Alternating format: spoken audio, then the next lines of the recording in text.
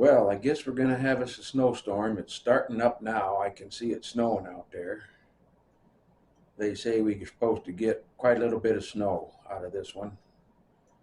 Only time will tell. So right now it's starting. It's 2 o'clock. They're calling for probably 6 inches. So if we get the snow, I'll get you some pictures of it and we'll see what we come up with. That's it right there in the background, a picture of the snow just starting.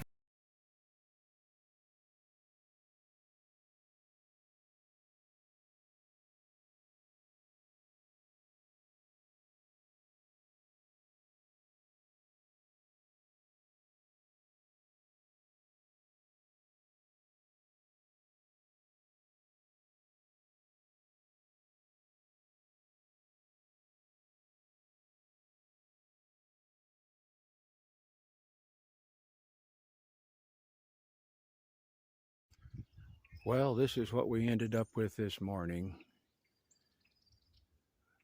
after the storm. Got quite a lot of snow, I don't know how much. But she sure is pretty. Ain't no doubt about that. Look at all the snow stuck to the trees. Isn't that nice? It's pretty.